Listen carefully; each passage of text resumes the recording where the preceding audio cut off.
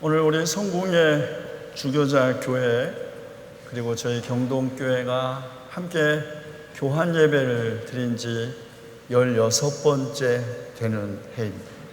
16년이 지난 것이죠.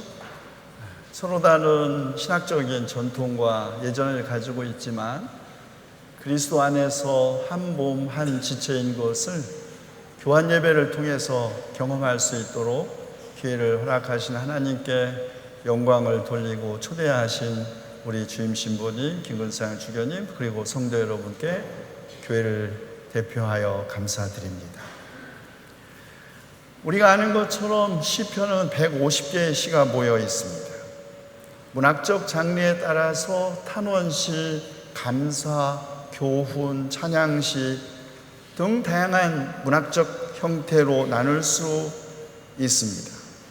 어느 책이든 마찬가지지만 그 책을 여는 첫 번째 글, 그 글은 저자 혹은 편집자가 독자에게 말하고 싶은 것, 그 책의 처음부터 끝을 관통하는 주제를 암시합니다.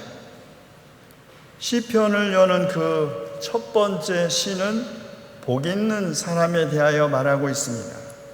어떤 사람이 복 있는 사람인지, 어떻게 살면 복 있는 삶을 살 수 있는지를 예시하고 있습니다. 사람은 누구나 다 복 있는 삶, 복 받은 삶을 원하죠. 그래서 새해가 되면 서로 새해 복 많이 받으셔야 하고 덕담을 나눕니다. 건강의 복, 재물의 복, 자녀의 복 등 저마다 간구하는 복이 다르지만 인간이 복받은 삶을 살고자 하는 마음이야 인종과 종교, 남녀노소, 보수와 진보를 넘어 모두가 한결같다고 할 것입니다. 물론 잘못된 기복신앙은 비판을 받아야겠죠. 하나님을 복의 수단으로 시험하거나 하나님을 매수하려는 기복신앙은 잘못된 신앙입니다. 그러나 모든 사람은 진실로 복받기를 원하고 하나님께서도 그의 피조물이 복 있는 삶을 살기를 원하십니다. 하나님은 천지를 창조하시고 복을 베푸셨고 자신의 형상대로 사람을 창조하신 후에 사람에게 복을 베푸셔 생육하고 번성하여 땅에 충만하라고 하셨습니다. 예수님도 말씀하셨죠. 너희 가운데 아들이 빵을 달라고 하는데 돌을 줄 사람이 어디에 있으며 생선을 달라고 하는데 뱀을 줄 사람이 어디에 있겠느냐. 너희가 악해도 너희 자녀에게 좋은 것을 줄 알거든 하물며 하늘에 계신 너희 아버지께서 구하는 사람에게 좋은 것을 주시지 않겠느냐. 그렇다면 어떻게 해야 우리는 복 있는 사람이 될 수 있을까요? 시인은 악인들의 꾀를 따르지 않으며 죄인들의 길에 서지 아니하며 오만한 자들의 자리에 앉지 아니하고 오직 여호와의 율법을 즐거워하여 그 율법을 죄하로 묵상하는 사람을 복 있는 사람이라고 말합니다. 영어 성경을 보니까 복 있는 사람은 악인들의 충고를 거절하며 죄인들의 예를 따르지 아니하며 하나님을 필요로 하지 않는 이들과 함께하지 않으며 그 대신에 주님의 율법을 순종하는 데서 기쁨을 찾으며 그 율법을 밤낮으로 스터디, 공부하는 사람이라고 말합니다. 하나님의 말씀을 밤낮으로 공부하는 사람이 복 있는 사람이라는 것이죠. 기도와 공부가 같이 가야 성숙한 신앙인이 됩니다. 믿기만 하고 공부하지 않으면 자칫 미신에 빠질 수 있고 공부만 하고 믿지를 않으면 불신에 빠질 수 있습니다. 오늘 우리가 다 알고 있는 것처럼 한국교회 최대 문제는 한국교회 안에 있는 반지성주의입니다. 신앙과 공부가 기도와 노동이 분리된 데 있습니다. 그러므로 성숙한 신앙인, 성숙한 신앙 공동체는 기도하면서 공부하고 공부하면서 기도해야 합니다. 독일어 성서 번역을 보니까 복 있는 사람을 악인들의 충고를 따르지 않으며 죄인들의 길을 걷지 않으며 빈정죄는 자들 가운데 앉지 않는 사람이라고 했습니다. 빈정된다는 것은 은근히 비웃는 말을 하다, 애둘러서 놀리다는 뜻입니다. 그가 보이지 않는 곳에서 간접적으로 다른 사람을 비웃는 것은 은근히 자신을 뽐내는 행위라고 할 수 있겠죠. 그렇다면 복이 있는 사람은 잔머리를 굴려 꾀를 내어 눈앞에 작은 이익을 탐하는 소인배 같은 악인들처럼 살지 않는다는 뜻입니다. 다른 사람을 비방하고 깎아내림으로써 흠집을 내 반사회각을 취하는 그런 비겁한 사람과는 다르다는 것입니다. 그런데 1절의 부정문이 2절에서는 갑자기 긍정문의 형태로 전환됩니다. 복 있는 사람은 오로지 주의 율법을 즐거워하여 밤낮으로 그 율법을 묵상하는 사람이라고 합니다. 묵상으로 번역된 이 말씀의 본래 히브리적 단어는 낭송을 의미하기도 합니다.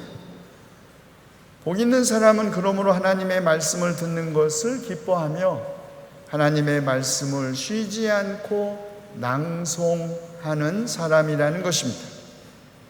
성경은 눈으로 읽는 책이 아니라 귀로 읽는 책입니다. 하나님의 말씀 안에는 하나님의 자비로운 의지가 계시되어 있기 때문에 말씀을 소리내어 낭송하면 하나님의 능력이 드러납니다. 말씀은 사람에게 생기를 북돋아주고 마음에 기쁨을 안겨준다고 시편 19편의 시인은 노래합니다. 그렇다면 이런 사람에게 하나님은 어떤 복을 내리실까요? 이들은 시냇가에 심은 나무가 철따라 열매를 맺으며 그 잎이 시들지 아니함 같으니 하는 일마다 잘되는 복을 받습니다. 시인은 복 있는 사람은 하는 일마다 잘될 것이라고 노래하지만 그러나 우리들의 현실의 경험은 전혀 다릅니다. 우리가 하나님을 믿는다고 해서 우리가 신앙을 가지고 있다고 해서 하는 일마다 다 잘되는 것을 아니라는 것을 우리는 너무나 잘 알고 있기 때문입니다. 오는 불행이 믿는 사람을 피해가는 것도 아닙니다. 신앙인도 넘어질 수 있고 불행은 결코 홀로 오는 법이 없다는 속단처럼 신앙인도 파도처럼 밀려오는 불행 부딪힐 수밖에 없습니다. 시인이 살았던 3000년 전의 세상이라고 달랐을까요? 우리와 그렇게 크게 다르지 않았을 것입니다. 그런데 왜 시인은 하는 일마다 잘되는 복을 받는다고 노래했을까? 시인은 하는 일마다 잘되는 복을 받는 사람이 되기 위해서는 시냇가에 심겨진 나무처럼 우리가 언제나 하나님의 말씀 안에 우리 영혼의 뿌리를 내리고 있어야 한다고 말합니다. 성서가 약속하는 복, 성서가 증언하는 복 있는 사람은 값싼 은혜의 낙관주의나 눈먼 성공주의가 아닙니다. 그냥 믿으니까 잘 되겠지 하는 그런 막연한 희망도 아닙니다. 복 있는 사람은 철 따라 열매를 맺는 나무와 같다고 말합니다.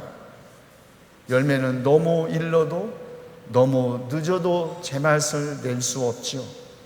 제철을 만났을 때 맺어진 열매가 가장 향기롭고 맛있는 것처럼 복 있는 사람은 삶의 열매를 맺을 철을 놓치지 않는 사람입니다. 그리고 그 철을 준비하고 기다렸다가 여호수아처럼 용감하게 나아가는 사람입니다. 준비된 사람만이 기회를 놓치지 않습니다. 시인은 복 있는 사람을 나무에 빗대어 노래합니다. 복 있는 사람은 인생을 아주 오래된 나무처럼 긴 우주의 역사 속에서 하나님의 최초의 창조부터 새로운 창조에 이르는 시간 속에서 자신의 삶을 바라보는 사람입니다. 삶을 나의 목숨의 길이에서가 아니라 하나님의 창조 안에서 생각하는 사람입니다. 그런 사람은 자신의 삶을 스스로 낮게 평가하거나 포기할 수 없습니다. 세상 끝까지 함께 하실 것이라는 약속에 신실하신 하나님께서 함께 하시는 삶, 하나님께서 친히 거하시는 삶, 우리의 생명, 우리의 삶을 어떻게 스스로 폄훼하거나 포기할 수 있겠습니까? 그러나 우리가 살면서 악의 시험을 받을 때는 잠시 그렇게 생각할 수 있습니다.